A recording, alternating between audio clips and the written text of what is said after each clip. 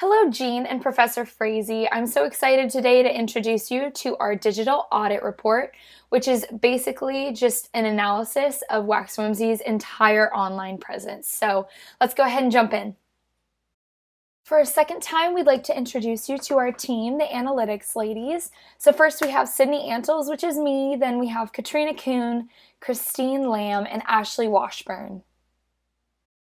This leads us into our overview page, which basically just talks about who Wax and Whimsy is as a business and then what we did in this report.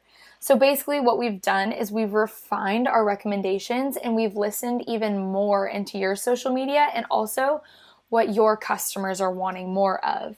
So we'd like to think of this as a digital land, a foreign one that you've never been to before, and it's our job to teach you the language and show you the customs of social media.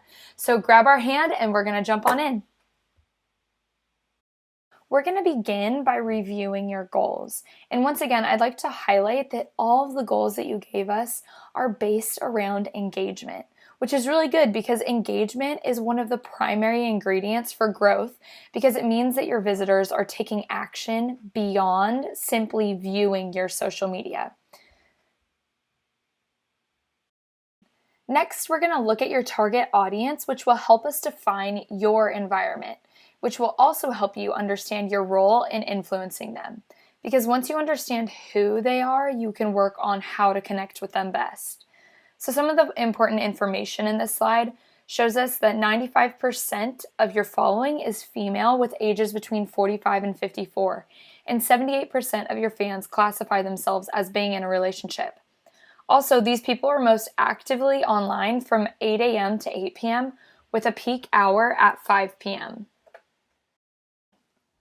With the information about your target audience, we were able to make a consumer avatar, which is essentially the perfect customer for Wax and Whimsy.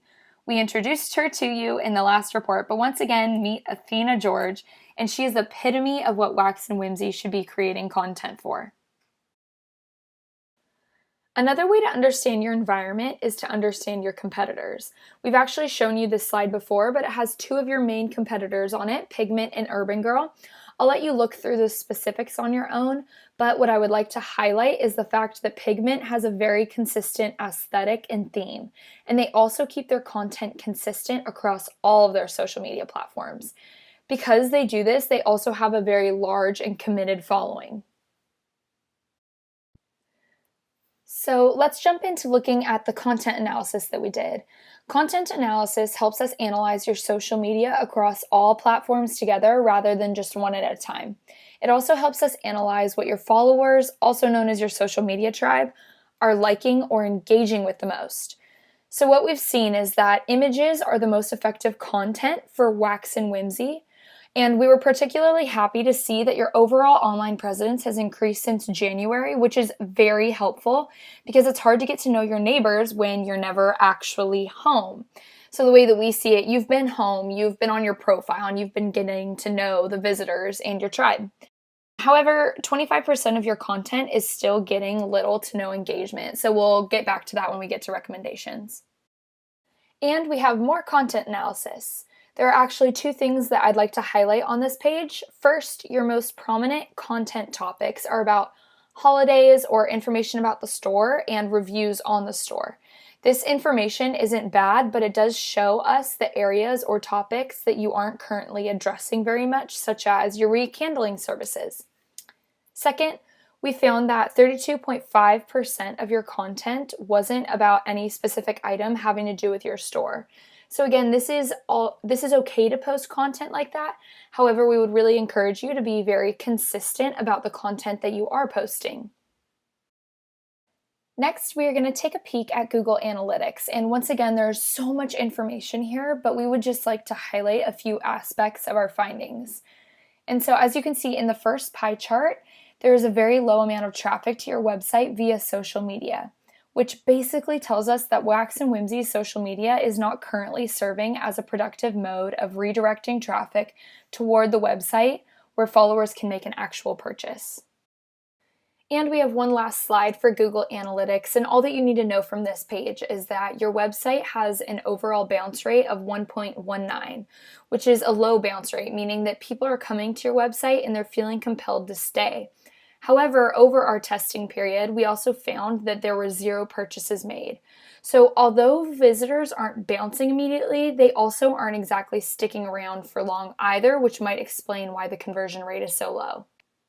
Once again, on this next slide, you'll see that we took the listening campaign back to Instagram.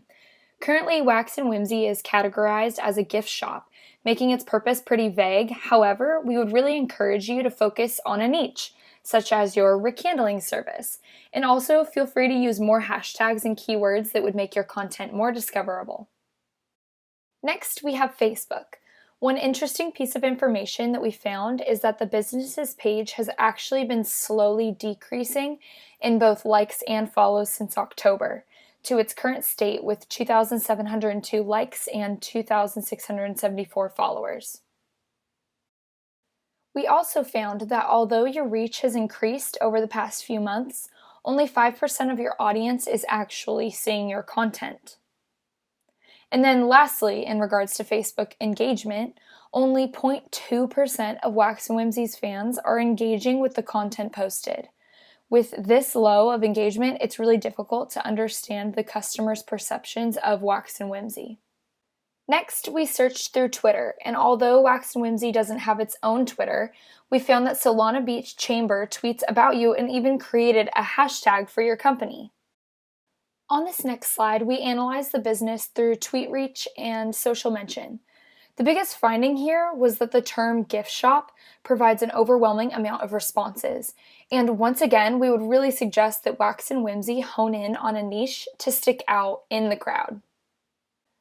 As far as recommendations go, we would suggest that you start by simply creating a Twitter for the business.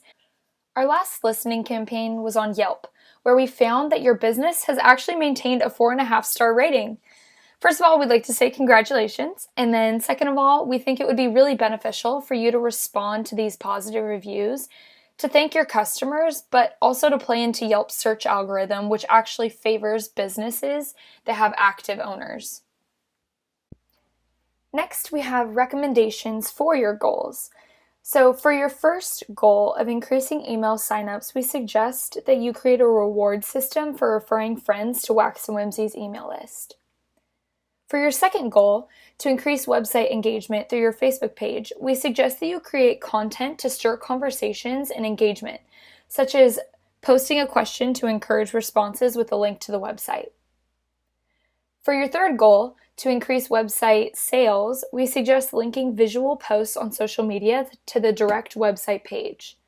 And for your fourth goal of increasing walk-in traffic and event participation promotion, we suggest promoting with a content calendar, which we will show you in just a moment.